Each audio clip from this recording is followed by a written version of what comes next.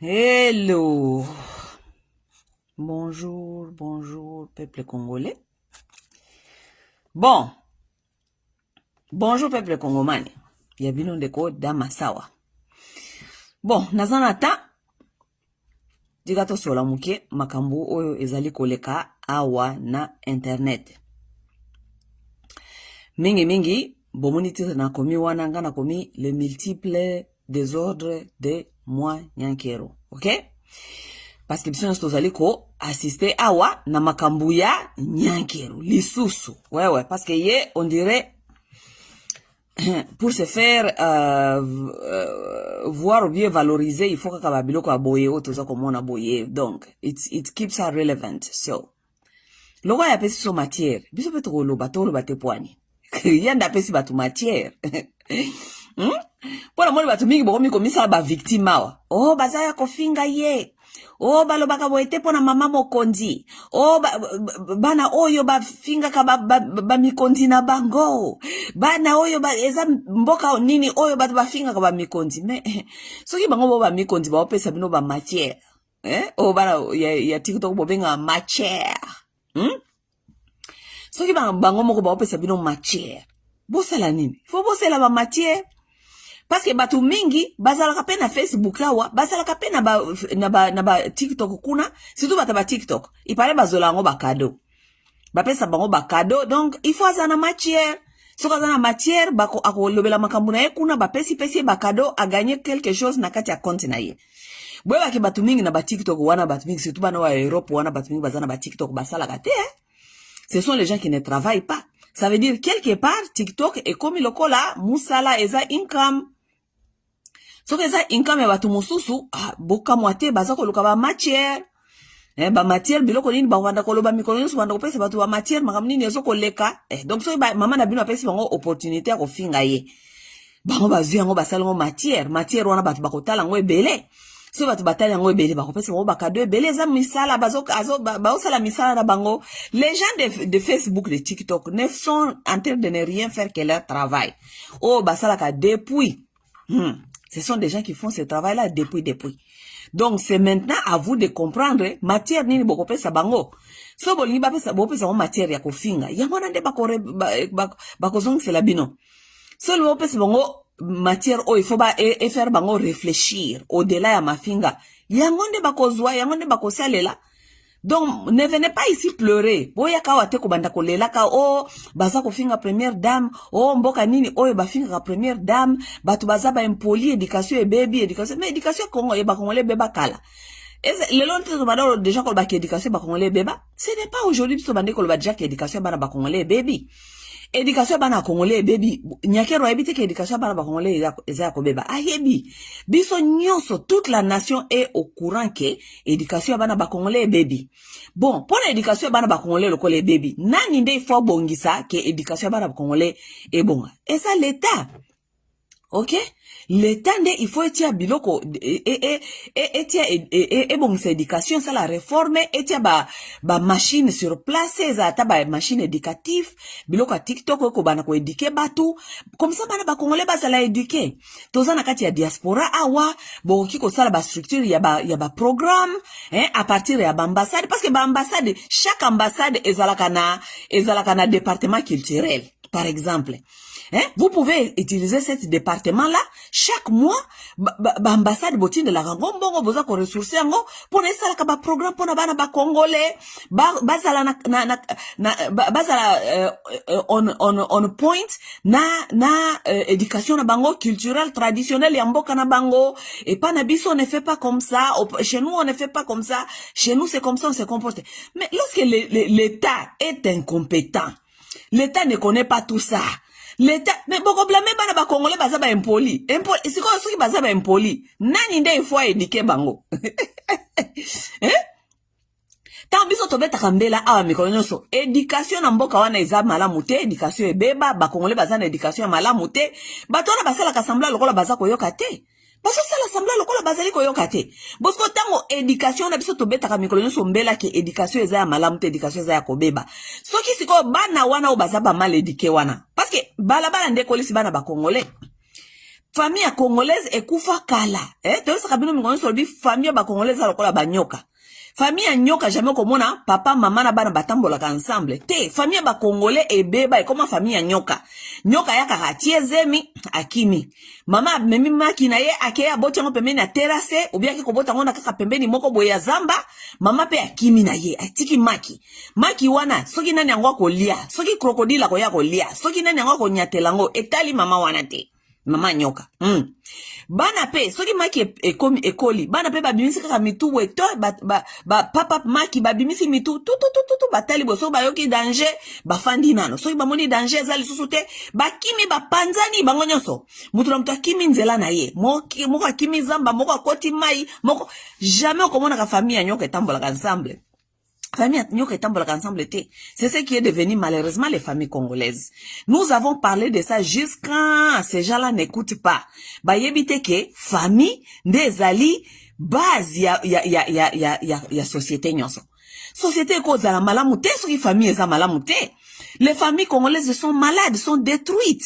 Et qui est supposé de faire ce travail-là? Qui est supposé yako mona ba problème wana nyonso ya société pona ba zongi sa ke ba structure wana nyonso ebonga pona société mat. Eza l'état. Eza l'état congolais, mais l'état congolais s'en fout. Pona bango, ba sepeli kutuke, ba famille on eza la bongo, bana baza la éducation malamu te, parce que soit bana éducation malamu te, bango bana ko kipe bango te nenge baza ko yiba. C'est ce que ces gens-là sont en train de faire. Ils ne veulent pas aussi non plus les gens conscients dans cette nation. Parce que ceux qui sont commis conscients, boko banda ko questionner bango. Boko banda ko telemela bango. Bon, si quoi pona boba na kote le mela bango te parce que bango agenda na bango zali te pona bien-être na bino. Bango agenda na bango zali po ba yiba ba yibela ba famille na bango ba yibela bana na bango ba kende kotonga ba place mosusu.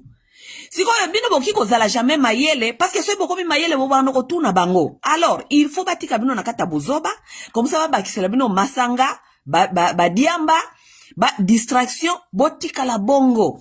Mais eloko moko babosa na kezali ke population wana bozali kokolisa ndenge wana un jour bakokoma bombe bakokoma lokola bombe net bana bakongolesi ko bakoma lokola bombe bakoma koya kofinga na bango bino soki bino nde bakondi bakoya kofinga bino bafingi bino ti mitakala ya bapara na bino bafingi ti mitakala ya bapara na bino bakufa neti baofinga siko mutakala ya mama ya Denis Nyankeru oya kufa.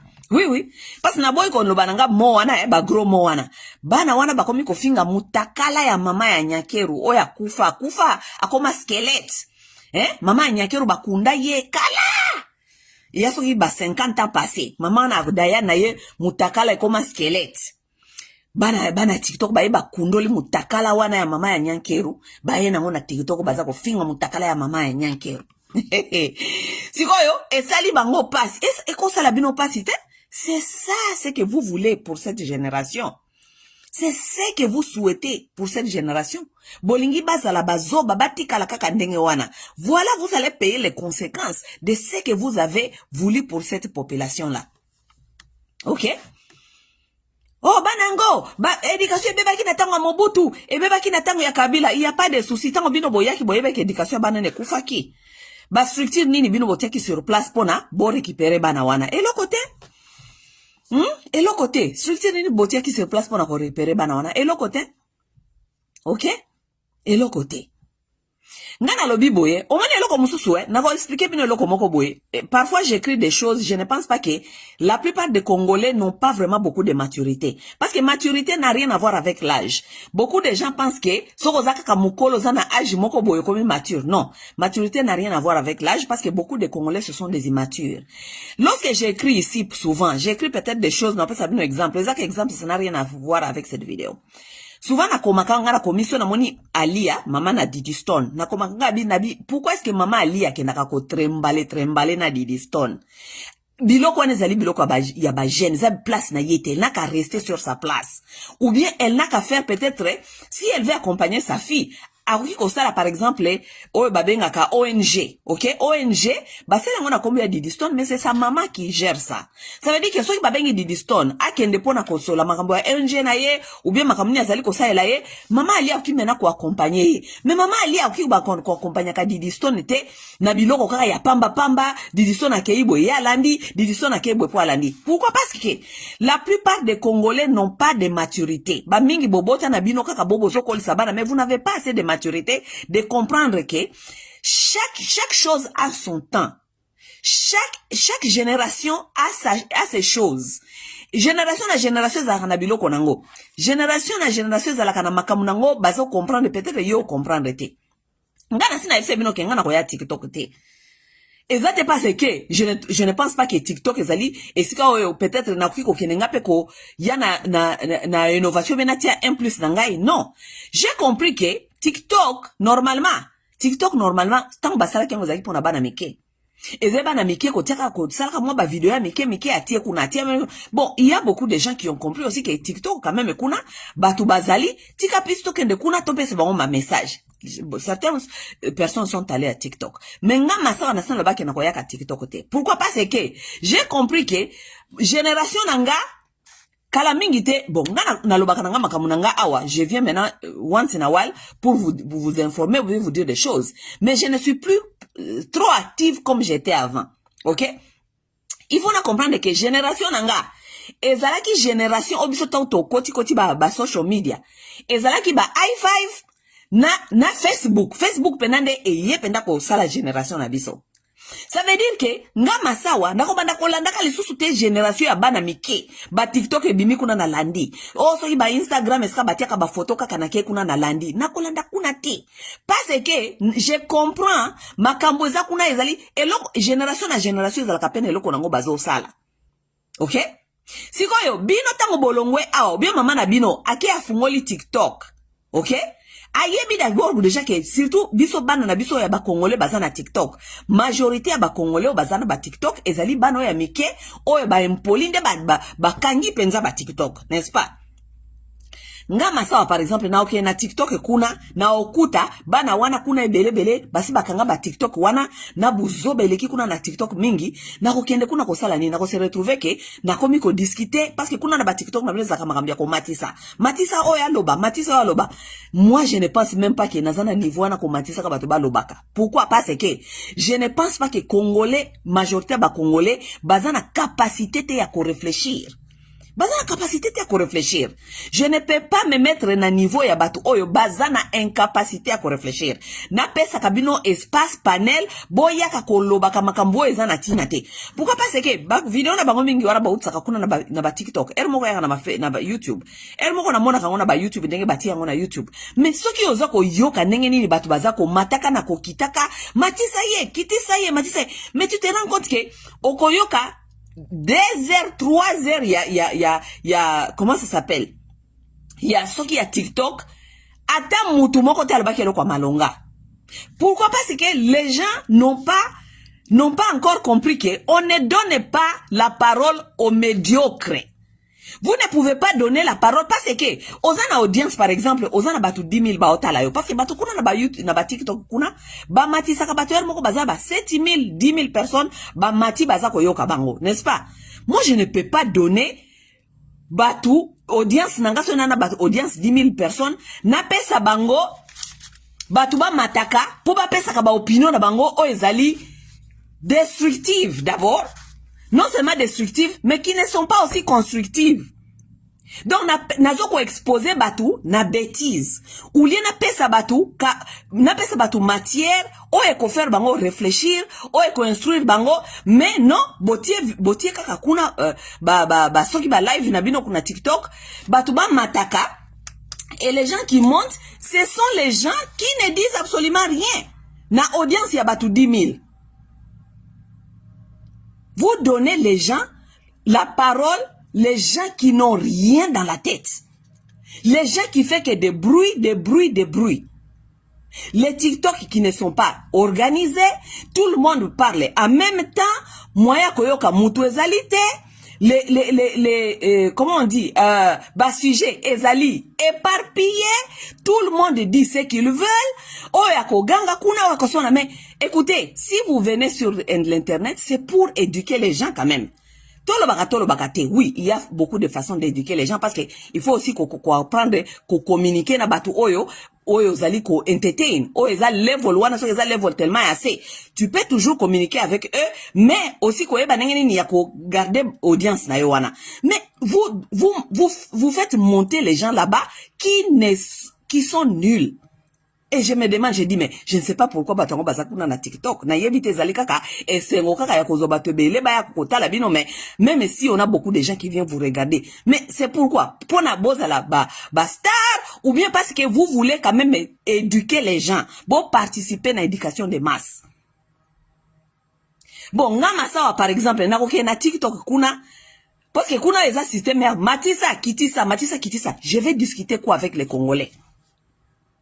Parce que majorité à Congolais, plus il y a 95% à Congolais, capacité à réflexion exacte. Yes. Bazali, mental weak. Donc, mental les ali faibles. Parce que les gens qui ont des mentales faibles, ce sont les gens qui se fâchent tout le temps. Bazako ganga, ko silika, ils prennent tout personnellement. Those are mental weak people. Ils sont incapables de yakoyoka ba débat constructif. Débat constructif est comme akapona bango attaque personnelle. Those are fucking mental weak people. Ok? Ce sont des gens qui n'ont pas de capacités émotionnelles. They are emotional immature. Ce sont des gens qui sont des immatures émotionnelles. On ne peut pas parler à ces gens-là. Ils sont tous dans l'émotion. Sikoyo ngai na ukiko matakuna te na banda ko solola kana na batu ya ndenge wana, ce n'est pas possible. Et puis eza génération na ngali susu te yango monenga na kendaka kuna na ba TikTok te na tikila ba na TikTok. À notre surprise, maman na bino mokondi tozonga siko parce que ezali si jeune na zoko sola pona ye. Maman na bino mokondi aye sans compréhension. Ya time, moment. Et puis, structure, il y a social media, il y a époque na makambunango, ayemba la moko akekuna sote TikTok. Ok, maman bina koti TikTok. Ayemba la moko, bonjour TikTok, je suis là. Allez, banana nyo soba mpoli balandi ekuna. Mama ye. Ye mama na bino lokola, yepe, azalika ka lokola, mutu ya balabala. Parce que azali pena muta balabala nye boza na kwebisa bino makamwanya kero awa yes peli batu na ya balabala ba ye batu ya TikTok ba ye ale ya moni opportunité yangoyo na sangana na bana oya TikTok lokola bazoko sala makelele bazali ko abrutir batu bakoki kolobela ngai bakofingela nga batu tika nazwa équipe oyo équipe ya mafinga équipe nationale ya mafinga ya TikTok tika nazwa bango na utiliser bango okay.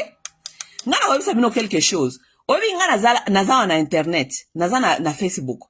Mais il y a mes vidéos que batu mususu soki na sali ba vidéo, batu mususu bakata ka ba vidéo na ngaba même yango bakati yango batiango na TikTok. Parce que j'ai mes petites sœurs qui sont ici, je salue d'abord Christelle Louyeye. Mbote Christelle Louyeye, on a petite nanga ya confiance. Ba petite nanga msuba zaka na TikTok kuna. Ba yaka ko bisanga ba nanga dama sawa tala kuna ozoko trend kuna na TikTok. Ba yelinga ba video na bango ya TikTok kuna ba takinga kuna ba TikTok na bango. Bana na TikTok ba yebinga. Mais aucun jour et puis ta unasala ka ba video na nga mingi na lobaka bana wana TikTok na ba kombo ya bana ba TikTok oyo bazali bakangi communauté en otage. Na lobaka Bakarine Mokondi na lobaka bana wana nyonso ya ba TikTok. Mais à aucun jour bana wana TikTok basaelanga video ya kofinganga. Aucun jour. Mais bayebi ke na lobaka bango. OK? Mais pourquoi bana na bafinga kanga ite? Parce que na yebi terrain na bango esika bazali. Terrain na bango ya TikTok eza lokola kokende na poubelle ya kokende kolala na poubelle ya bangulu. OK? Vous savez na ferme social media eza lokola ferme. Na ferme bakanga banyame bele. Eza na sika bangombe balalaka, eza na sika bantaba balalaka, eza na sika bangulu balalaka, eza na sika Voilà petite sœur nanga wana ya Christelle Louyeye. Ma petite sœur chérie.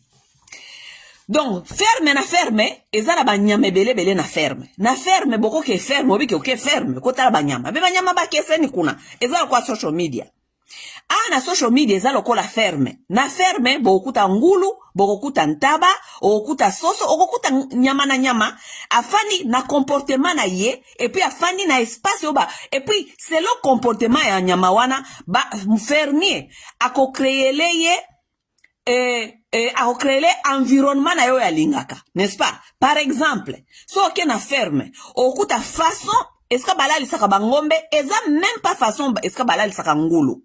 Okuta bangulu, fermier ayebi ke ngulu alingaka salite. Ça veut dire que il faut qu'on crée le ngulu, espace na ye, poto, nyei, salite. Eska ngulu ako se sentir que oui, awande ezaka espace nanga. Ngombe aoki jamais ko fande ska ngulu alalaka. Ngombe alalaka jamais ska ngulu alalaka. Malgré que bangonyo so baza banyama o bafanda kana ferme.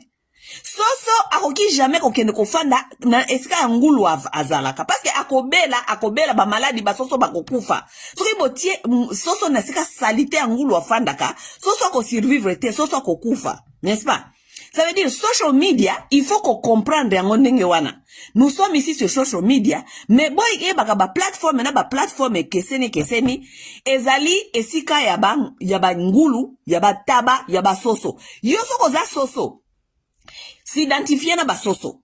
Soko zali ntaba, s'identifier na ba ntaba. Oroki ko kendete ko linga ko s'identifier na ba ngulu soko za ngulu te. C'est de là où je reviens.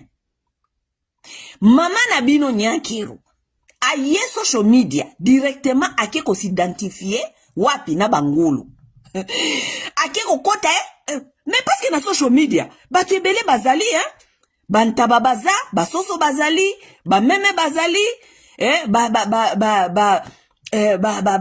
nyama ebele na ba femme musokuta okuta ba chevaux bazali bangulu bazali mais Mama Nabino tango aye Facebook ou bien aye social media directement Mama Nabino akei ko s'identifier na banani na bangulu. Pourquoi parce que Nyankeru aza ngulu. Mais bino nde bozali confuse, bozali na confusion. Parce que Nyankeru akoma kopakola poudre, Nyankeru akoma kolata perike, Nyankeru akoma kolata bilamba soki ya cher o ya sombaka, bino nde bozali ko boya ko ndima ke Nyankeru aza ngulu. Maintenant, le problème n'est plus Nyankeru. Le problème c'est vous qui refusez de voir Nyankeru pour ce qu'elle est. That's the problem. That is the problem. Parce que Nyankeru avec ses multiples désordres. Ce n'est pas la première fois Nyankeru aye ko lakisa bino ba bêtises. Nous avons vécu ici les multiples bêtises de Nyankeru. One after another. Toye awa, bolobi. Mais à un certain temps, on doit quand même se demander la question. Mais non, ce n'est pas exact que Nyankeru azoko comprendre te. Parce que bozali ko ele ba excuse. Oh, il faut le balu kele ba coach. Oh, il faut pas passer un conseil. Il faut se débarrasser na batu oyo bazali entourage na ye. Oh, entourage ya maman eza mabe makasi. Te. Le problème n'est pas l'entourage de maman. Parce que eza bêtise na liboso te. Eza bêtise na mi balete asala ka ba désordre tout le temps. Maintenant, c'est à vous de comprendre que ezali ke bino bozui pig, bozui ngulu. Bopakoliye poudre, bopakoliye parfum, bolatisi ngulu elamba, bolatisi perike, bokanisi ke ngulu akomi cheval. Bokanisi ke ngulu akomi soso. Bokanisi ke ngulu akomi ngombe. Te, siko soko sala bino pasi, komona ke ngulu na bino na bopakola ki poudre, bopakoli parfum. Azo kende na ye, soki poko ekoki na ferme, akei na ye kolala na ndako ya bangulu, abandi ko saka na nena kata ba poto, ami pakoli ba nyei, asali bino kana ekomi ko sala bino pasi. Il faut pas sala bino pasi. Il faut bon reconnaître que azangulu. Vous ne pouvez pas enlever quelqu'un de sa nature pour n'abolinga ko peintre ye eloko mususu ezate. Vous voulez donner à Nyankeru les valeurs qu'elle n'a pas. C'est ça le problème. C'est votre problème et ce n'est plus le problème de Nyankeru. C'est maintenant votre problème parce que c'est vous qui refusez de voir Nyakeru pour ce qu'elle est. Oui, oui. Nyakeru bolongolie kuna, bolobina ngulu, longwa kuna, yaka kotoyo bo mamike le sous poudre, bo mamike le sous rouge à lèvres, bo latisi bo kangie ba photo bo lakisi biso, ngulu na biso abongie, wana so asi afandi kuna pembeni afachi, ngulu mususu neti ye, afandi kuna liboso afachi, bolobi mama na bisa zalaka kitoko en tout cas première dame ya boye bozui wapi, wana ba cérémonie ya journée, soki batu ba ferme kotala ba animal. Bo mama ya boye bozwa wapi kitoko ya boye bozwa wapi so ko misko poko atango batu banyoso basiba kei ale balobi nyama na nyama zonga siko esika alalaka Nyakeru akei na bilamba na bino nana wa poudre na bino na bopesa kie akene kolale pa bangulu botomboki tie bilamba salite tie bilamba salite est-ce que azako yebate ki alati bilamba sika est-ce que mene azangulu she's a fucking pig. What is there that you guys don't understand? Vos valeurs imaginaires là que vous voulez donner à Nyakeru. Vos valeurs imaginaires. On ne peut pas donner à quelqu'un des valeurs qu'elle n'en a pas. Et les gens continuent à vous dire continuellement qu'elle ne peut que vous donner ce qu'elle a. C'est ce que Nyakeru vous montre jour après jour.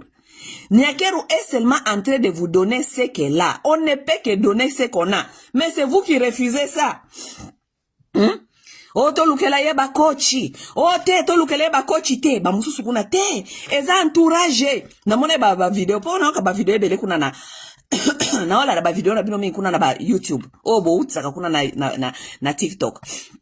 Bolobi ba lukela yeba kochi. Ba lukela yeba kochi. Ba nini te. Kochi kosibonga te. Kochi akoyaka akopakola ye kaka le rouge à lèvres na perruque. Mais comportement na ye, bon moto na ye eza pig style. Ezali cochon style. Oui, eza style ya cochon. OK? Ba mususu ba ye kuna. Oh non, entourage na ende eza mabe. Bazo kosa ye. Maman, boyebi aja Nyakeru. Vous connaissez quel âge elle a cette femme là? Nyakeru aura dans les 60 ans bientôt.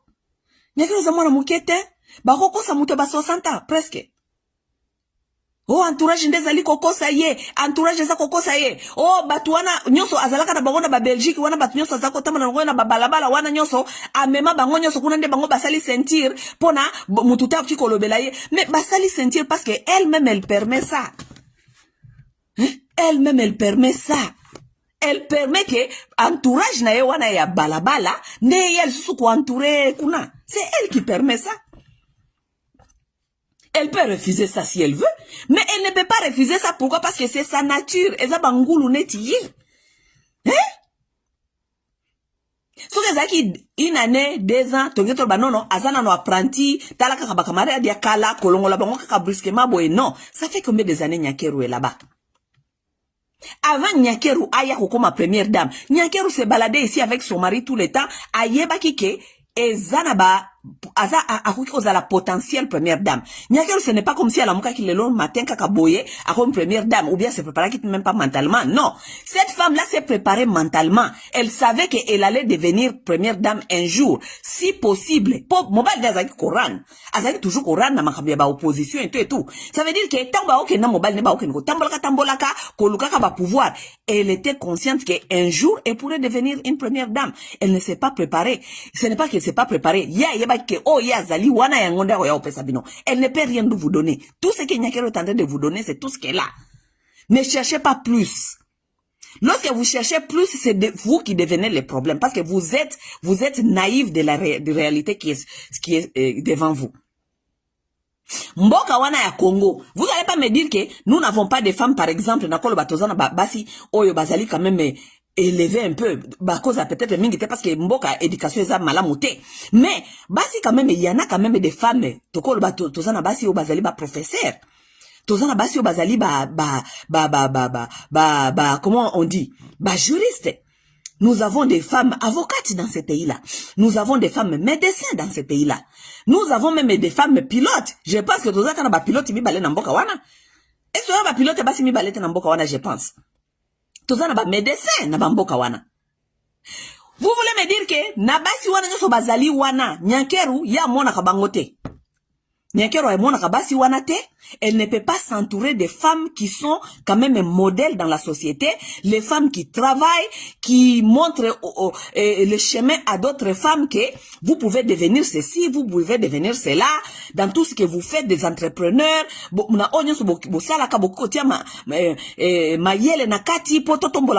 Nyakero ne voit pas ces femmes-là. Vous voulez me dire que ces femmes-là n'existent pas au pays?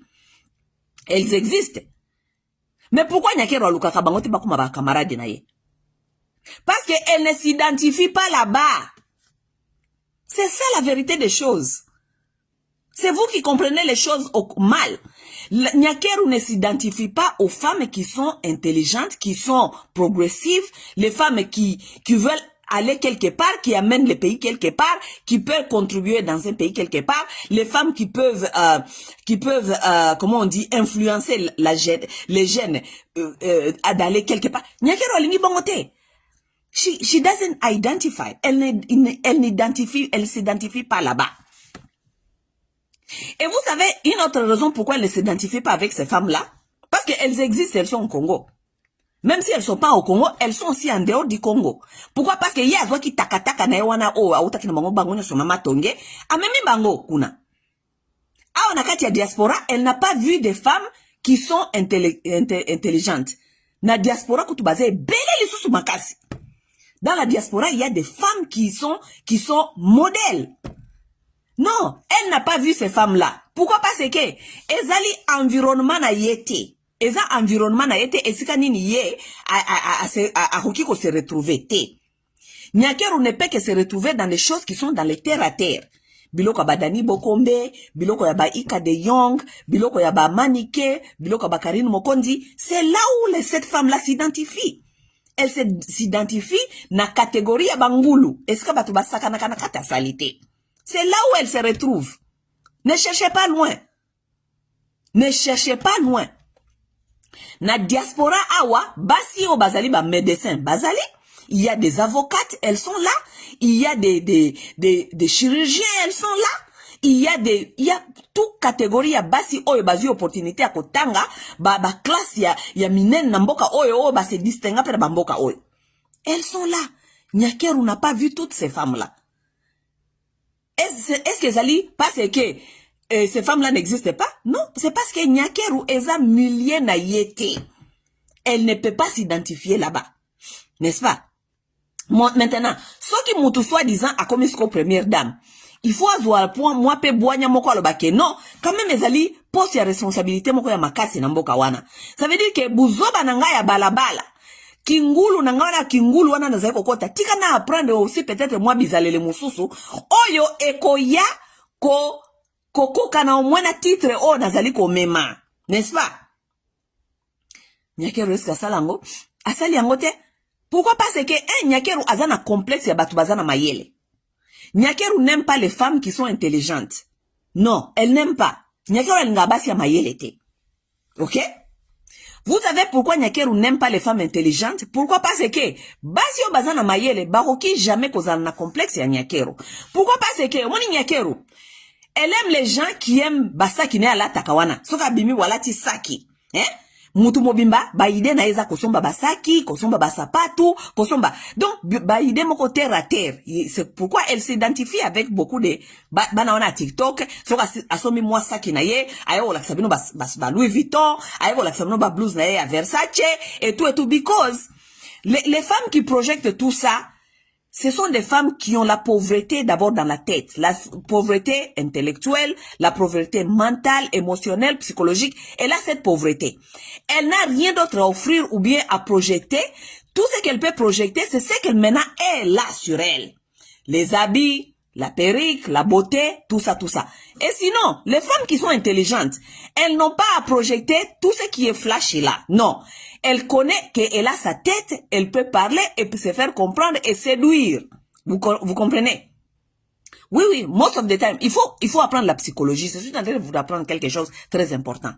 Ceux qui ont moni mutu oyo, afin de la kaka ba fertilité, c'est tout ce que moi si ata mobali, afin de la kaka show off. Kola kisa biloko na ye, j'ai ça. Parce que, wanande muscle na ezali, il n'a pas d'autre mais elle n'a pas d'autres muscles.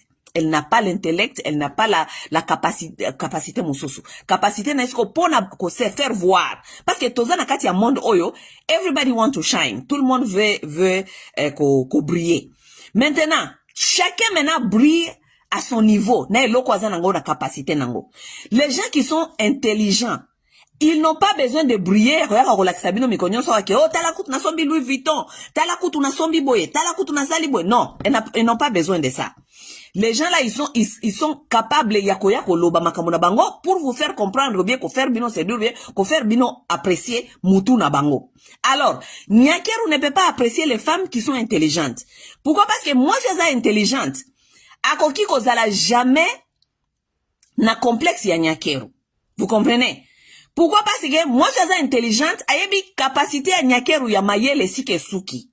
Et les femmes qui sont intelligentes, elles sont exigeantes. Lorsqu'elles sont exigeantes, elles ne vont pas c'est seulement au Congo, et tout le monde appelle peut-être na kati ya Congo kuna, basi bakomi baza mwa mayele bakoma bazoba. Pourquoi? Parce que système politique est comme bongo. Et comme makambe robete la batu bajalelo, soko beti te bako kangayo. Ça veut dire quelque part eza mwa intimidation moko boye, basi ya mayele bakoma se retrouver na kati ya Congo bakoma robete la batu maboko. Vous comprenez? Mais nazo ba na niveau social, nazo ba na niveau social. Na niveau social, Nyakeru ne peut pas s'entourer avec des femmes intelligentes. Pourquoi? Parce que exemple moins difficile, basi wana ba bete la kayeba maboko tout le temps. Eh mama osombi boye, mama tala nenga bonge, mama tala nenga lati perike, mama les femmes intelligentes, elles n'ont pas ce temps-là. Une femme qui est dentiste, une femme qui est surgeon, à ça ba opération. Moi je suis azali opticienne, atanga, elle est séduite dans l'intelligence. Et là c'est l'intelligence qui l'a séduit. Ce n'est pas makambia Nyakeru ya terre à terre de ko séduire. Alors, Nyakeru connaît que akoki ko kende kuna esika basi wanate pourquoi? Parce que elle n'aura pas akozala likolo na bangote. Akozala likolo na bangote eska bana ko betela ba bravo, akozala likolo na bangote ko influencer bango na makambo na ezangati na parce que et puis les femmes là vont la questionner. Si elle a quelque chose à faire ou bien en train de faire des projets, on va la questionner. Maintenant, parce qu'elle ne peut pas être exposée là-bas, qu'elle n'est pas intelligente, elle va suivre maintenant ba oyo bazali ba complexé mais ba na mayelete. Vous voyez? Parce que, ce côté l'équipe ya Nyakeru, ezabatu oyo, bazana mayelete. Elles n'ont pas, ces femmes-là n'ont pas vraiment beaucoup de capacités, intellect ou bien intelligence. Vous comprenez? Ce sont des femmes maintenant qui sont dans les choses futiles, dans les choses terre à terre. Les choses que donc Nyakeru peut maintenant leur montrer pour nako séduire bango. Eh mama ebiso azala kitoko, mama ebiso alata kaboye, oya boye kutoko zo wapi, soka pesi bango mwa $10 wana, babetele maboko, basali makelele. Tandis que c'est un peu difficile, Nyakeru na standard social. Akuta na basi par exemple, azana mwasi moko boye, aza dentiste. Par exemple, na opisa un exemple. So Nyakeru azana camarade aza dentiste, ok? Est-ce que vous voyez, Nyakeru appelle sa maman, voilà, par exemple, à Tambongo, soit appelle ses mongo pour l'année. Parce que cette femme-là, elle travaille. Elle ne cherche pas kabele mbongo. Moi, si vous êtes dentiste, vous avez se respecter. Elle cherche son argent, elle a toutes ses capacités. Nyakeru soit appelle ses mongo à kolbane, ok. Na aussi porter, par exemple, Moussala Nayo. Est-ce que vous voyez cette femme-là venir à l'internet tout le temps, maman, pesa qui, mais, non, elle a business. Moi, j'ai mon business. Si elle veut me soutenir, elle peut soutenir et ça finit là-bas. Tu vois? Mais Nyakeru, elle va, nakati ya, nanda kune ya bangulu. Akeko zuabana wana oyo, bazana capacité ya mayelete. But bana capacité ya mayelete, bakosala kaka makelele, selon niveau na bango. Selon niveau na bango, ça veut dire nini? Mama apesa ki mbongo, asombi saki, mama apesi mbongo, asombi Louis Vuitton, mama apesi mbongo, mama apesi mbongo. Ok? Siko, danger zali wapi? Lorsque vous avez des amis comme ça, par exemple, ou bien, team na yo ezali bongo, ya bana wana ya mike ya makelele, wana bazana capacité te. Danger ezali wapi? Boye baki na chaque relation, oyo mutu akreaka, soki ozana niveau ya likolo koleka batu wana, ok? Par exemple, soki ozana niveau, tolo ozana niveau awa, oluki ba camarade, oluki ba camarade bazali awa, ok? Vous savez ce qui va se passer? Soki ozali awa, chance ya makasi ezali ke ba camarade no oya awa, ok? Oya ya se, surtout ba camarade ya bangulu wana. Bako benda yo okozonga na niveau na bango. Parce que bango baza na capacité te ya kokoma awa. Yango moni bata mayele mingi batrena kana bata bazoba te. Oui, bata mayele mingi batrena na bazoba te. Pourquoi? Parce que bayebi ke eza musale belé bazoba bakoma esika yo zali. Ça va prendre beaucoup de temps et puis ko frustrer bango. Lokola yo lingi ko frustrer bango te, oko se retrouver ke yo sikoyo nde il faut landa bango siko esika baza. Ça veut dire que beaucoup de bino nyonso sikoyo nandako ya bangulu. C'est pourquoi les gens qui sont intelligents, les gens qui évoluent, ne traînent plus avec les gens qui sont bêtes et stupides. Parce que, au comme à niveau que yonde il faut sikoyo, o landa bango esika bazali. Po bango bana ba capacité te akome siko zali. Siko tangu nyakero akeko kuta na batuna ye wana ba manike, tous ces gens-là. Qu'est-ce que ces gens-là ont à offrir? Nyakero akome déjà kofanda na kiti ya bomokondi. N'est-ce pas so kiti ya bomokondi? Maintenant batu wana bazana ba capacité ni intellectuelle, ni mentale, ni socio, ni nothing. Siko nyakero okokoma siko lokola bangonde ba camarade yo poni ko zana bango, okokoma na niveau ke yonde siko fo landa ka bango sika bazali. C'est ce que tu as fait. Tu les as suivis maintenant na kati ya social media na TikTok. Mama ngande TikTok mama allo TikTok je suis là. Olandi bango na TikTok. Olandi bango na TikTok ulie okende na ba forum. Na ba forum esika basi o bazana ba capacité basala ka ba forum ba esika bakenda ka kozuluba makambu o eko faire évoluer ba société esika nini ulio landa ka ba forum o s'assurer que basi ya mboka o bazali ko organiser ba forum o ezali ko pousser basi na standard na niveau ya likolo te yo lingi bongo te yo landi siko bana wana ya mike oyo siko o bango ba bendi siko na niveau na bango na terrasse.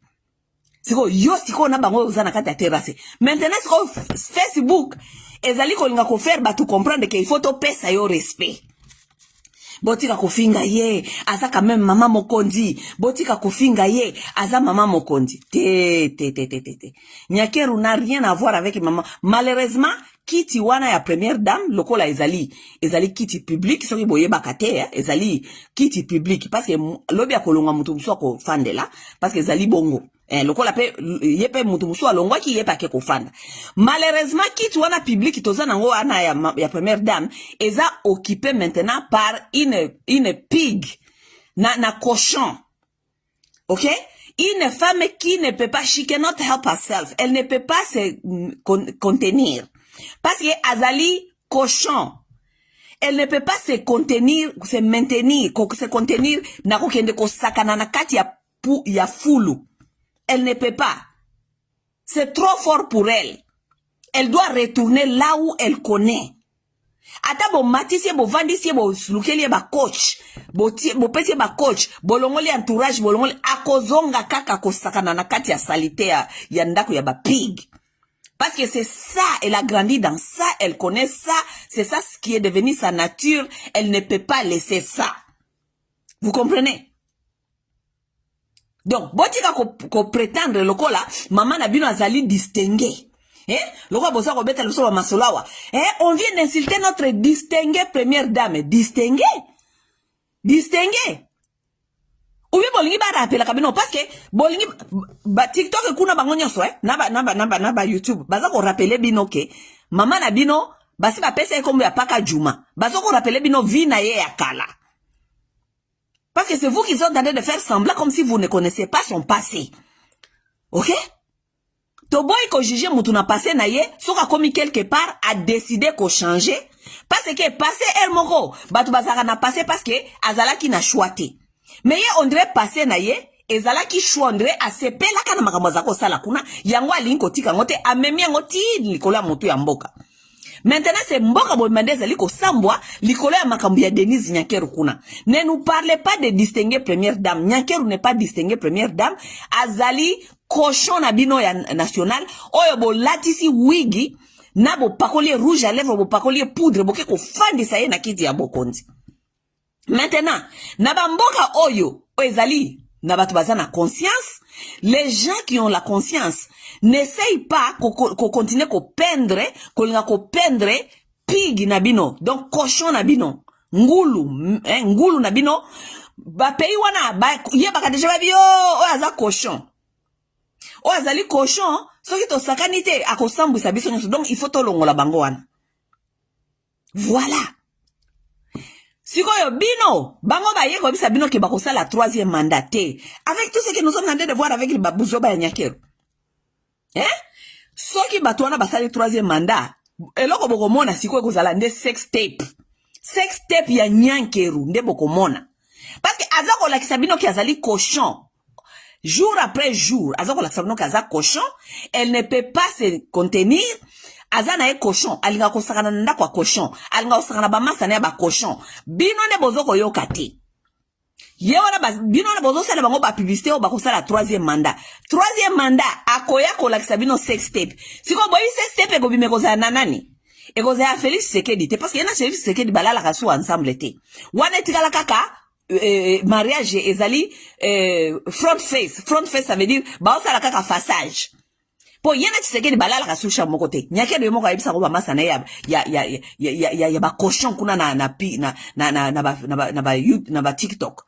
Ba masana nyonso bazana ba voice na ye nenga yebisa bango ke yana Félix balala kasu chambre moko te. Bazala ka mutu na vie na ye. Ok?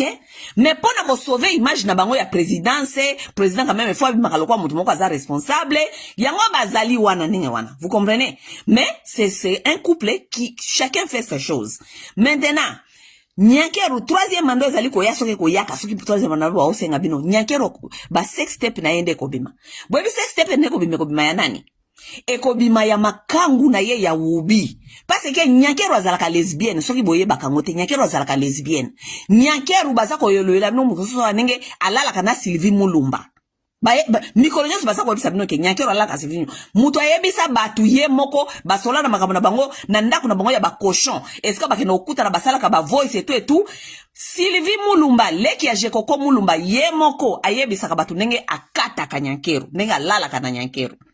Yangona ti lelo Sylvie ba video na bango soki ba audio e bima panzana ti lelo Nyankeru akoki jamais koboya Sylvie azalaka pembe na ye. Sylvie azalaka pembe na ye ti lelo. Jekoko azalaka pembe na ye ti lelo. Pourquoi? Parce que ezali kopete ya kimasta po yena Sylvie bazalaka mwasi na mobali balala na ensemble. Bino ndo bozo sala semblant de boye biteke basi mingi ba bomba qui lesbienne na bango na façage soi-disant à mariage. Beaucoup de femmes sont dans les mariages, ce sont des lesbiennes. Moi j'en connais beaucoup.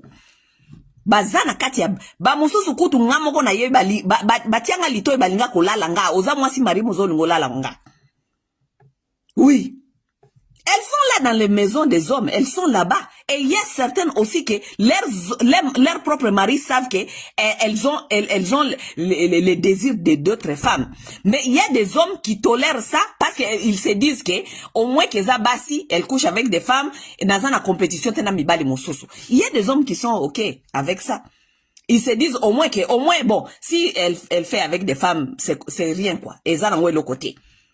Il y a des hommes qui préfèrent que ala la kanena basi mususu mais ezala mibali mususu te parce que avec un homme entre hommes azo mona ngoza le compétition ya mobali mususu mais moi c'est na ya kola na basi mususu pour lui c'est comme ce n'est rien ezala kola bazaka kabasi. Vous comprenez? Oui ba façon ya batu na bino ba fandeli bino ba audio lelo bima audio kuna bima nazo sabino batu oyo bosala makasi bolongola bango avant 3e mandat na bango ba oluka ya parce que tant 3e mandat ko ya eloko bokomona awa ya Nyankeru parce que azali mutu ya désordre mutu ya potopoto mutu ya moralité ya mabe o bino bozoko prétendre on dirait azali distinguer première dame o bino bozali ko prétendre on dirait azali mutu ya malonga. Eloko boya komona awa ekozala sex tape ya ye na Sylvie Mulumba. Nde boya komona awa na internet ya Nyankeru ndenge nini baza ko sala sex na Sylvie Mulumba. C'est ça que vous allez voir dans les jours à venir. Pour éviter tous ces dégâts là, il faut voir la makasi bolongo la batu o awa. Avant mboka eya ko sambwa totikala na ba image horrible soit disant bozaka na première dame moko boye sex step na bimaka babane ko kata ye na mwasi muninga na mwasi. Bino ne bozo sa semblant de bozo ko mona te Nyankeru c'est que les Nyankeru. Bino ne bozo sa la semblant. Bino nde bozo sala semblant. Ça là, moi, je connais, depuis, je connais Nyakero.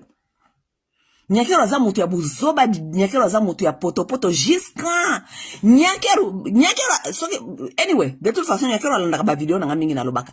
Nyakero yemo ka benganga, kala! Avant même bakoma bakondia wa, tango papa na bango Etienne Tshisekedi, wa mulumba, a kendaka ba élection, o azaka numéro 11, o azaka soki 11, azosala ba campagne na numéro 11. Nyakero abenganga mukolo moko na butu Nyakero afinganga na kata butu azonga na telefone na kati ya butu na azaya kolala pongi. Nyakero afinganga bino nde boyebi Nyakero te bozoka sa Nyakero aza mutu. Nyakero aza mutu te, Nyakero aza mutu ya balabala, mutu ya poto. Bino nde boyebi Nyakero te botu na ngana yebi Nyakero. Nyakero abenganga afinganga na kati ya butu afinganga finga ngana zeka na telefone na zena kati ya pongi na lamuki na zoba wow. Na kati telefone. Abengi lisusu. Finga. Après ko finga nga bongo. Azoba numero na nga telefone. Apesa ba kamaradi na ye. Soki ba Rosi Mbombo. Soki ba tuwana nyoso. Na ibite nana ba apesa ka. Po ba masane ba banshena kanga ba obenga nga. Tuleta ba ozobenga ba zako finga. Finga. Le lendemain na tongo na lamuki. Asi a kontaktaki ba tante na nga nyoso. Batanti nanga bazoko benganga masawe tika famille mobali ya Nyangi Denise tranquille tika bango tranquille ngana nazoka bango kaka obike na benga ba mtanti nanga mususu na isengo bopekisa mwana bino wana na isengo na bopekisa Nyakero bopekisa makasi parce que là je suis gentil na solo bela makamuna yete wana za periode ya papa Etienne na bine na solo bela makamuna yete na solo bela makamuna papa Etienne Tshisekedi. Papa Etienne Tshisekedi aza beau-père na ye, soi-disant beau-père na ye. Mais aza homme public. Soki bango balingi te balobela ka batu na bango ya homme public. Elle n'a qu'à dire à son mari, à sa papa na ye, alongwa na politique, c'est tout. Vous allez pas nous intimider comme ça, kubenga kabiso ki tolo makambi ya Etienne Tshisekedi te. Soi-disant, why? Pourquoi tolo makambi ya Etienne Tshisekedi te? Na kebisa batu famille na ngana sango bo keba. Moi, j'ai des gens dans ma famille aujourd'hui, on ne parle plus. To solo la kalisusu te pas que. Na esa bango, ba choisir kana bango. Ba choisir Nyakero, ou bien ba choisir nga. Soki ba linko choisir te, ba ke ne pas Nyakero.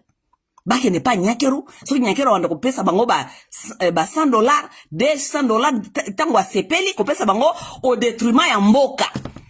Soki Nyakero a sepeli, boza maladi, lokola, vous connaissez comment toutes les familles sont, non?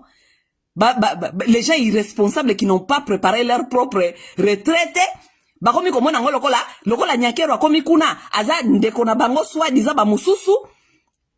Allez, maintenant tofa nanye tolobe lokote to soutenir ye kaka soki masala lingi aloba bolingo ya kobeta nga marton na mutu wana bokosi wana peda bokosi.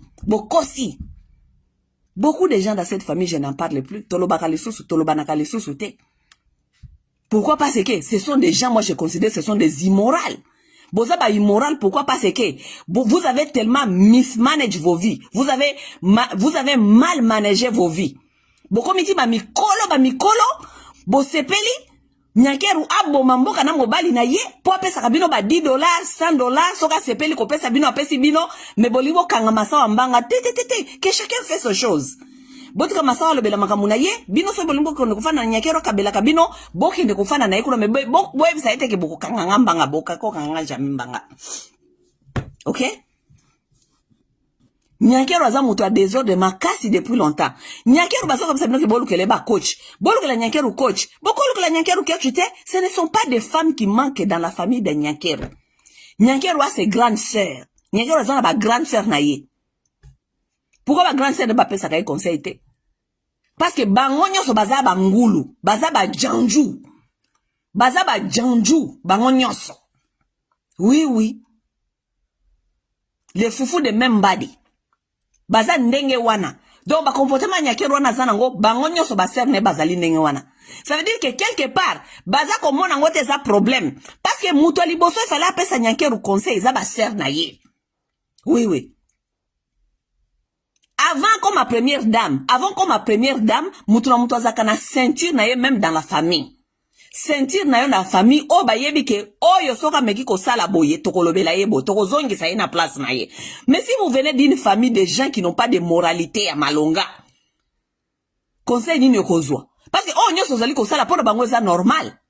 Oh biso tozomona eza normal te na misu na bango nyonso na famille na bango eza normal. Siko bino nde bozosala semblant dire Nyakero aza mutu ya malonga bino. Parce que famille na yesika uti esika bangulu.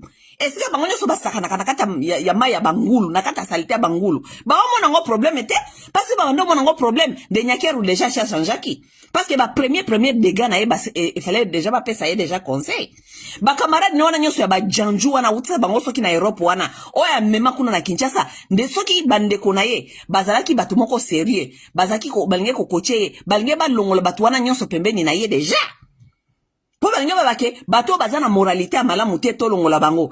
Mais batika bango pembeni na ye pourquoi? Parce que ba yebi ke bazomona ngo batu wana baza normal. Ba omona ke bato wana bango tsusu baza ba normal. Yango wana batika ba janju wana nyoso bauta na ye na Europe wana bazaka pembeni ya Nyakero. Pourquoi parce que Nyakero ye moko aza janju. Bandeko na ye basi baza ba janju. Batu nyonso oyo bafanda kana Nyakero bapesa kaye conseil te bango nyonso baza ba janju bayeba ni nakata bizaleli bayeba ni nakata ba bêtise. Même mabe ya kosala ba bêtise na vie yango wana. Na vie soko za mutu ya ba bêtise e komi problème. Parce que si on pèse moninga conseil, nana on pèse moninga conseil. Comme ça, yo ko pèse un conseil. To yo moko tala makabondo sala, tala makambono yango. Bokomi ko. Si ko nana on pèse moninga conseil. Muta pèse moninga conseil parce que bino nyos bozali bosaka na kati ya même salité wana ya bangulu. Donc bolé la te bandeko. Bolé la te. Eloga anaza ko senga bino, botika ko yesa biso kaza distinguer première dame. O to kiko finga première dame te, o ba kiko finga première dame te, o mboka nini o ba finga ka première dame, o mboka nini o ba finga première dame, mais première dame bino ndo bozo mona première dame parce que aza cochon na bino bolati si bilambara bo pakole perique. Ngana yebi te loko la première dame, ngana yebi Nyakero azali cochon. Asakana kana kata salité. Oui, aza cochon, aza pig. Na salite wana zali ko sakana na kati wana eza façon eza na esengo makasi tanga kota biloko wana sepelaka makasi mutu wembaki kozwa mutu lokwa mani kende camarade na internet bomo na ngweza normal bino ne bomo na ngwezo ondreza eza normal te mais ye eza normal nde batu na ye asakana kana bango wana ka parce que mani ki azali mutu ya nzala mani ki azana baluku wana oui ye Nyakero aza peut-être na ba moyen aza à maintenir look na ye. Mais au fond, na bango mibale, il n'y a pas de différence entre Manike na Denise. Ce sont des foufous de même body. Oui. Différence c'est ça kana look. Moko afandi na kiti ya bokonzi, moko afandi kuna na soki na ki réfugié soki wapi kuna. Mais na kati, bango nyoso baza ndenge moko. Ce sont les mêmes. Boka nisateke nga masawa na fandi ya wana eba ateke Nyakero azala hakuna. Nyakero alukanga combien de fois? Excusez-moi. Nyakero alukanga combien de fois? Ou bien vous pensez que je ne sais pas si je vais contacter Nyakero bobite naib ko luka Nyakero. Si je voulais aller manger avec Nyakero, bokasi naibite ce que na nge konolia na kana ngena kende kolia na Nyakero. Vous pensez? Mais so na fandi awa parce que na yebi ke Nyakero aza ngulu, aza pig, aza cochon. Je ne peux pas me mélanger avec ça. I know that. Binonde boyebi yete. Binonde boyebi Nyakero te. Binonde boyebi yete. Binonde azali ko choqué. Distinguer première dame. Nana ngabise kuna saka distinguer.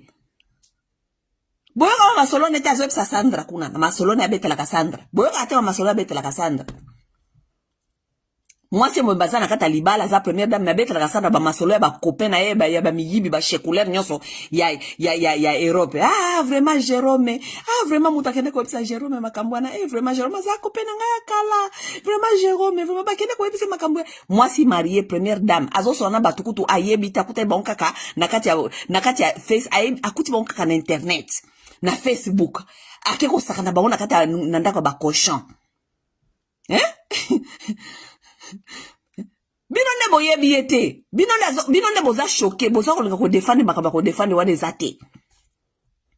Quand même toza ba mama. Bana nyoso babota makana ba mama. Bo respecter ba mama. Nyake runenga zaliwa natanga kono sakana ndako ba cochon kuna yeba kateka zaka mama bana. Ayeba ateke buzo bana wana bakolobela ngona kata internet. Ayebaka. Mais parce que entourage na mobimba. Famille ya Tshisekedi bango nyoso baza ba cochon. Oui, parce que kuna famille ya Tshisekedi nana kwa website kambo. Parce que bango nyoso baza ba cochon. Kuna epala bango mabe ezalaka te. Kuna mabe nde normal. Là-bas, le mal, c'est ça, le normal, là-bas. Nana kote ya Nyankeru kuna mama Marthe. Mama Marthe à côté ya Nyankeru te. Po mama Marthe yemoko azamuto azako sakana mobutu. Mama Marthe azako sakana mobutu. Mobutu azako sana basi wana nyonso ya ba politicien ya kala. Nenge bazali wana ba bomba lene ba secret bango na bango ba yeba ni mabondo basalaka. Donc mutu wa kopesa moninga conseil azate. Famille ya Tshisekedi Nyankeru yemoko ayebisa ba kamara ne oya ba pig. O basalaka bango na ba téléphone, bazana ba audio. Ndenge soi-disant Fanny mwana na bango ya mwana ya Tshisekedi ba oncle na yeba lala ka yeso ki Christian amelaka masanga alali niese na ye. Félix Tshisekedi yemoko abotisa ba tante na ye. Félix Tshisekedi abotisa ba tante na ye mibale.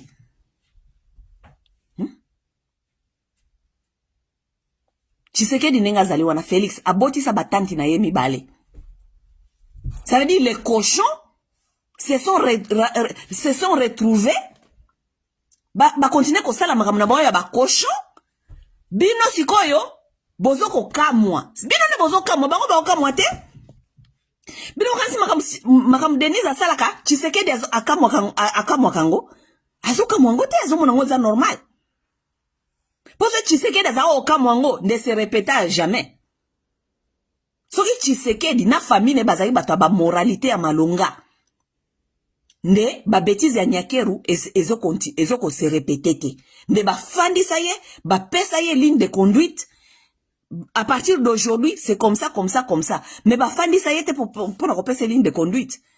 Pourquoi ba fandisa te pour na kopesa ligne de conduite? Parce que makambu Denise asalaka et pas na bango eza normal. Ba omona problème mon côté na kati ya makambu wana. Il y a aucun problème dans ça. C'est pourquoi il continue à faire. C'est pourquoi il continue à répéter ces bêtises. Bah, multiples bêtises ne sont continuées. Pourquoi? Parce que, même dans la famille Tshisekedi, les gens là ne trouvent aucun problème avec le comportement de Nyankeru. On ne trouve pas les problèmes là-bas.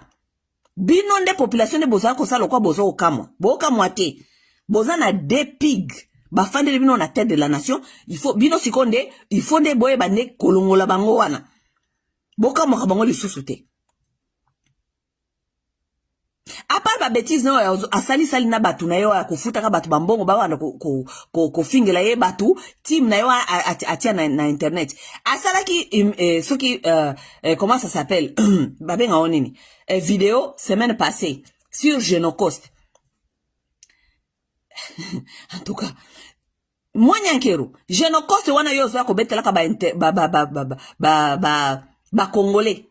Et que, au sali message à Genocost, ok, nos morts ne doivent pas être oubliés, et tout.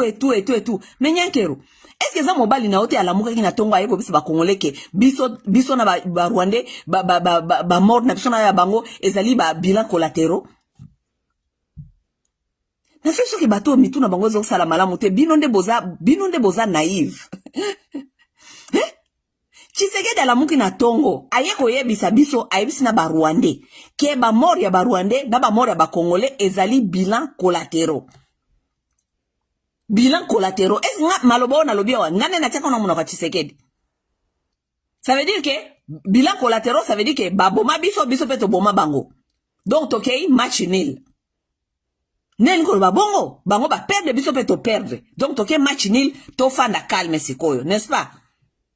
Mais avant Tshisekedi a réfléchir que biso na bango ezaki dégâts collatéraux. Donc yena nyakero ba fanda kananda ku ba obeta ba masolo a lobi okeno sala meetingi okoloba nini kuna Félix azako sala practice ya kotala makambo koloba alobi peke oui na discours na ngai bon eza dégâts collatéraux nyakero pe alobi oui eza dégâts collatéraux. Boke kuna liboso batu boyebisi batu ke génocide ya Rwanda na génocide ya Congo eza bilan collatéraux. Bino moko ne boloba ki ngona minoko na bino.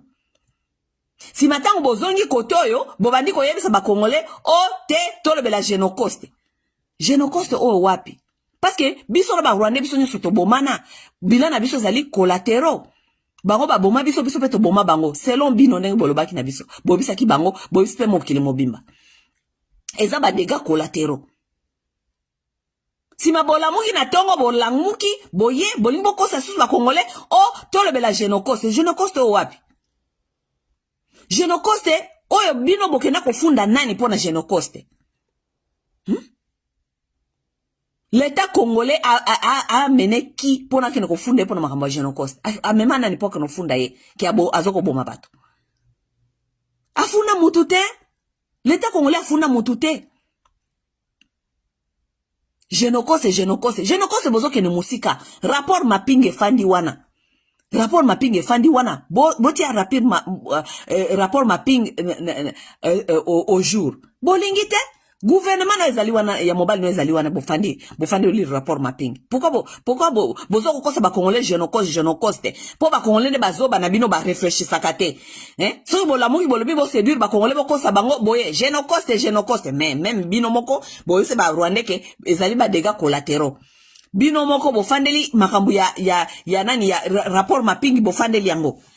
Bopesi ba communicateur na bino matière baya ko vandaliser nani docteur Mukwege awa balo ba ke docteur Mukwege akomi ko matama peka akanisi lokola zali docteur aswanyaka ba vagin alingi pe misala lokola akoma président bokotia ye na libanda bola kisake ye ipara sala ka ba trafic ya ba rein na pandi. Binote, ce n'est pas toi et ton mari et votre régime qui ont dit ça. Mwanyankero. Yote na mobali na yo na ba communicateur na bino. Boloba ke Mukwege azako teka ba rein bokoya ko exposer ye akanisi lokola azako ko sala azako ko traiter ba vagin et ki akanisi ke ko traiter ba vagin eza même compétence na ko za la président de la République. Ce n'est pas vous. Vous avez minimisé rapport mapping jusqu'à rapport mapping et fandi wana gouvernement na ya mobile na yo etikala jamais ko saisir justice pona rapport mapping. Rapport mapping eza muta ko memango docteur Mukwege kenda ka kolobela ngo mais aki jamais ko memango na justice parce que c'est l'État congolais qui doit faire ce travail là. C'est l'État congolais qui doit saisir la justice pona ba kende ko tala makambi rapport mapping. Rapport mapping yo moko pig cochon ya TikTok. Cochon ya TikTok ofandeli rapport mapping yo na mobile na yo mais bozoya ko kosa bana na TikTok bazanga mayele boya kosa bango makambu ya génocoste. Génocoste nani yango bino gouvernement na bino emema mutu na tribunal. Gouvernement na yo ya mobile na yo emema nani yango na tribunal pona génocoste ou bien génocide ya ba Congolais. On ne peut pas parler de génocide sur na justice. Vous n'amenez personne à la justice. Ton mari est là tous les jours, soi-disant, effort armé, détourner bon, effort armé, effort militaire. Atikala jamais qu'on déclarer guerre. Atikala jamais qu'on déclarer guerre na mboka wana. Sikoyo, botikala jamais qu'on déclarer guerre.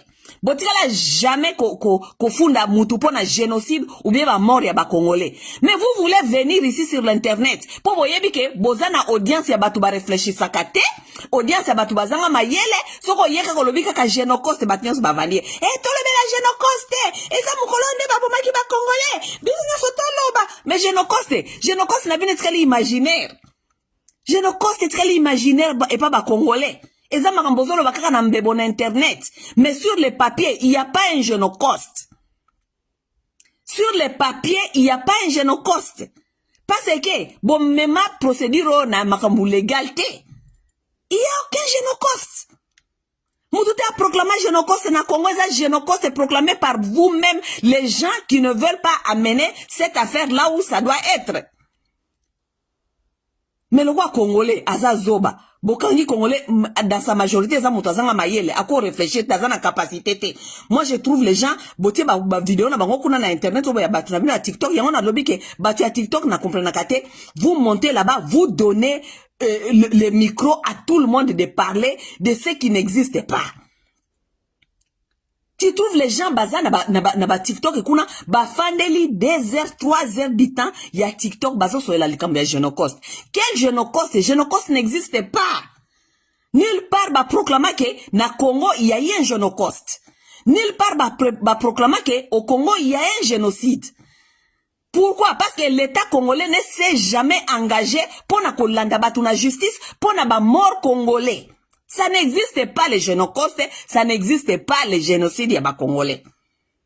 Si tola na batuna justice et que le monde est réclamé, en gros va proclamer que oui, au Congo il y a eu un génocide. Là maintenant, tobandi ko sola ma comme génocide parce que maintenant il doit être des capables, des coupables, bakanga bango, ba pesa biso réparation.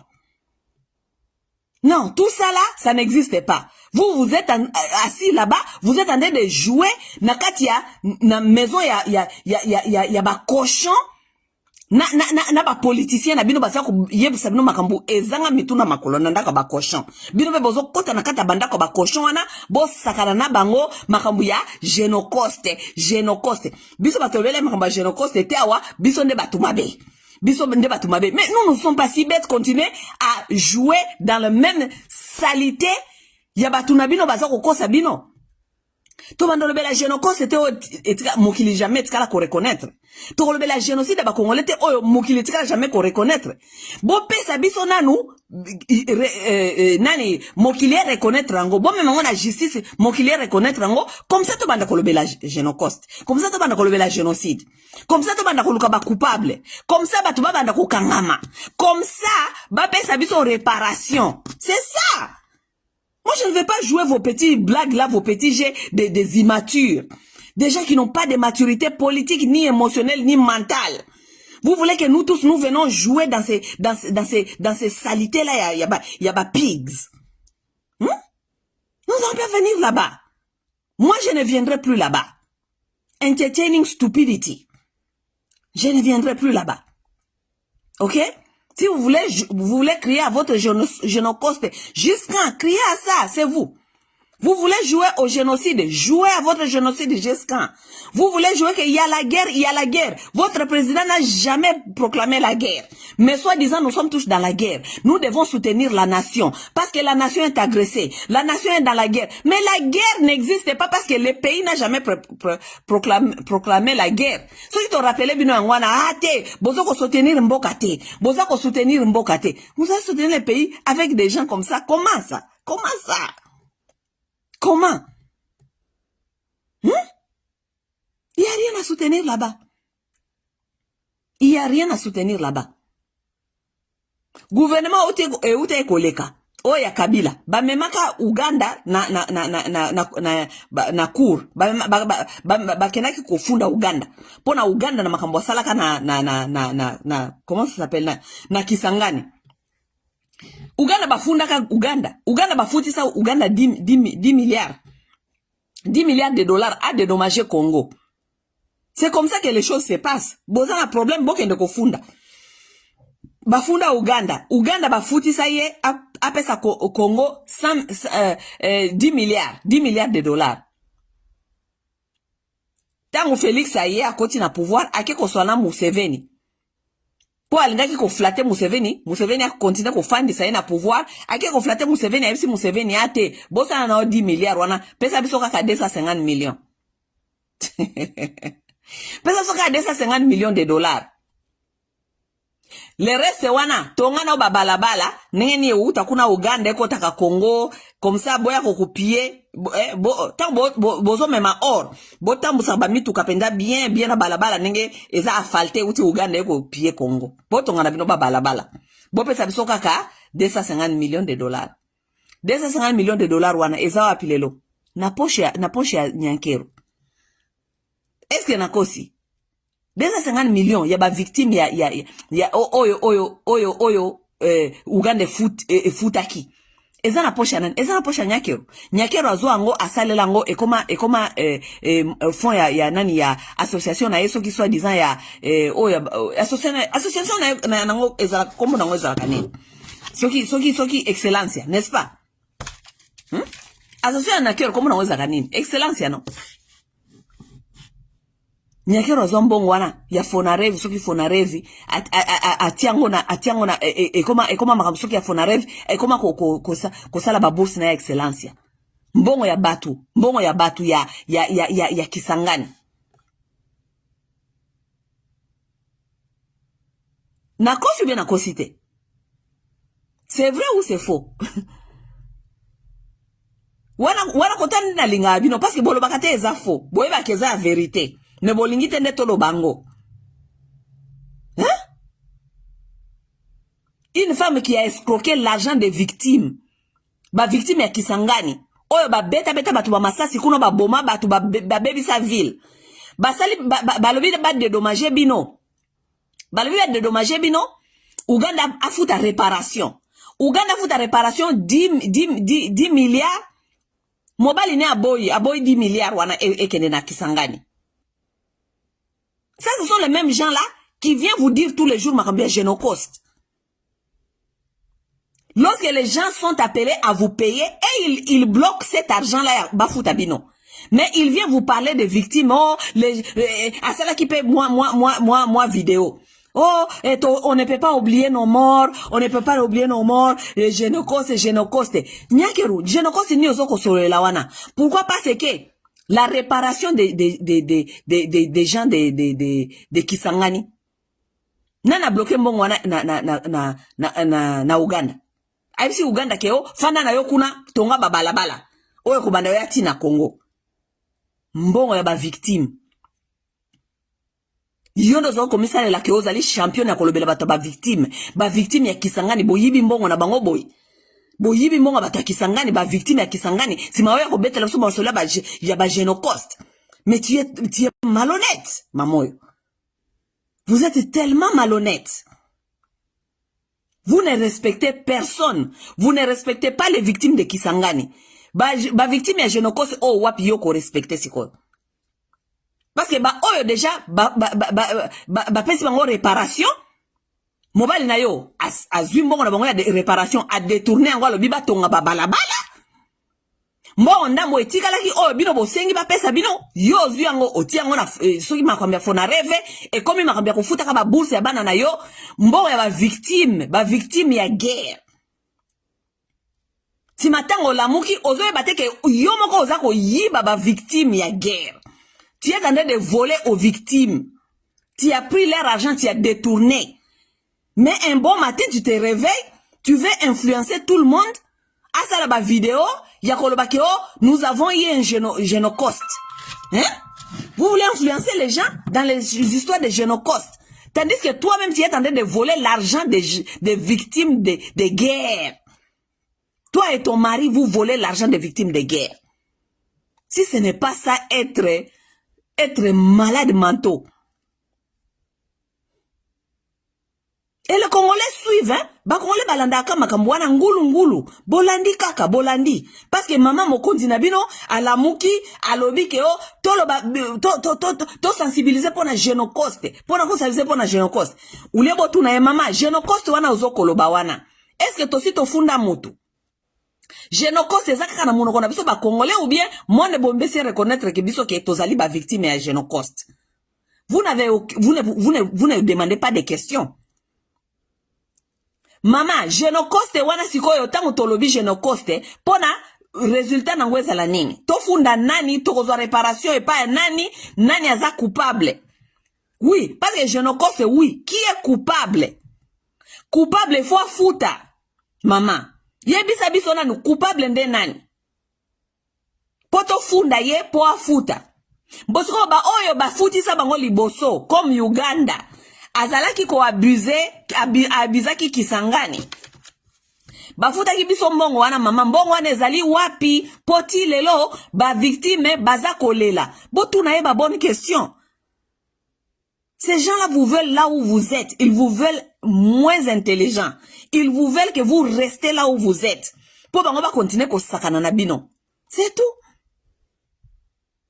Mais sinon, moi, vidéo nanga lelo esukeli awa, nangena bisa bino ke, mama na bino, azo surprendre nde bino, biso azo surprendre biso te. Nga masawa, Nyakero azali ko surprendre ngai te, parce que ngai na yebi ke Nyakero azali pig. Nyakero azali muto sakana kana ye depuis kala nakati ya maison ya ba cochon. Nyakero aza cochon na bino wana bino moko de bolatisi perruque. Bolatisi Nyankeru periki, bolatisi Nyankeru botiye make-up, bolatisi bilamba po pakoliye parfum, mais Nyankeru aza ko prouver bino ke naza nga mutu ya boyete. Yango nazoke ndeko sakana mezo ya ba pig, yango nazoke ndeko sakana ba manike, yango nazoke ndeko sakana kana ba Karine Mokonzi, yango nazoke ndeko sakana kana ba Dani Bokombe, yango na sakana kana ba Yika de Young, yango na sakana kana na ba Sandra, yango wana ngai na betela ka boma masolo na nganyo so wana, parce que ngai na za pig, bino nde bozoko linga ko pesa ngai identification o eza ya ngai te. C'est ça que Nyakero est en train de vous dire. C'est vous qui ne veulent pas comprendre. Vous êtes dirigé par des cochons. Bato balinga ko sakana na kati ya salité. Bino ne bozolinga ko sukola ka bango chaque matin, bolingo sukola bango boya ko présenter bango na bato normal. Siko bato normal ba yebi ke bazaka ba cochon. Siko ta mbiso tozo sa bino tabite te. Baza ba cochon, bino wabite. Tala za bien. Aza perike, alati perike. Ya boye bozwa wapi. Mama ya boye bokozwa wapi. Kitoko ya boko bozwa wapi. Bamoyo te bokozwa wapi. Fachi aza na taye ngambe ya cochon. Bokozwa wapi te. Biso toyebi ke baza ba pig. Toyebi ke baza ba cochon. Siko tellement besoin nga boteke la biso cochon. Po biso toyebi ke baza ba cochon. Eza ko simba te. Mais ba cochon la baza ko prouver bino jour après jour. Après bo sukoli bango bazoni ko sakana kata salité. Jour après jour bazoni ko sakana kata salité. Même chose na Fachi. Bolobi ne balobaka boyete azongi lobi ay ko finga bino lisusu. Lobi botuni abosani abi nalobaka bongo na ebite we c'était oui papa ba vidéo ezali lobaka bongo bon nalobaka bongo lobi lisusu azongi afingi bino. Lobi so azongi parce que aza cochon, aza pig. Ata bo sukoli ye, ata bo pakoli rouge à lèvres, aza pig, aza identité neza pig. Nyankeru ata bo lukeli ba coach, ata bo lukeli bolongoli ba camarade nona pig pembeni na ye. Ako bongate Nyankeru azali pig, ako bongate. Ba coach ali boso ya vi na ye, eza bandeko na ye. Bandeko na ye bangonyo so baza ba pig. Bandeko ya Nyankeru nyonso ya basi, baza ba njanju. Baza ba janju, baza ba pig. Ok? Vous n'allez pas changer la nature des gens. Ok? Et comme vous n'allez pas les faire, vous nous les imposez. Souffrez aussi que nous continuons à vous dire que baza ba pig. Ne nous dites pas que distinguer première dame. Ne nous dites pas ça. Ok? Parce que nous ne sommes pas en train de voir distinguer. Nous sommes en train de voir ce que vous avez refusé de voir. Et nous allons les appeler par leur nom. Kuna na Facebook, kuna, basi ba lobi na bino kazali mwana paka juma. Donc, boka moite, baya kufinga ye. Souffrez aussi, parce que nous sommes en souffrir, soni oba oyo kisamboka. Nous sommes en train de souffrir ça. Nous sommes souffrir en jusqu'à. Vous aussi souffrez que bato baza na pasi wana ke baza ko souffrir pour na bango ba o salir mboka. Souffrez aussi que bisope na bana mususi ba Facebook. Soki ba ko finga bango souffrez aussi ça. Comme ça biso toza na souffrance. Mais biso ba tozo ko finga. Toza na souffrance ya pasi yo tozo ko mona baza ko exposer mboka. Bino boza na souffrance ndenge toza ko finga ba pig. Mais dans tout ça ba pig wana sikoyo bango mibale ba pig bango bana souffrance te bana bisengo lobe omona ba osa fete weekend za ko ya ba osa fete boye ba osa fete pourquoi parce que makambo tozo solawa etali bango ata mukete po bango ko sakana kata salité eza normal na bango batu ba souffrir bino batu bozo ko kanta ke bango baza ba pig te na biso batu toza ko souffrir po bino bo imposer biso bango bazala wana na kiti ya bokonti. Ça veut dire biso on tozo souffrir. OK? Sauf bango. Parce que après ba bêtise na bango, basala ka feti. Après ba bêtise na bango, bake basali feti. Parce que ils ne souffrent pas. OK? Bonne journée.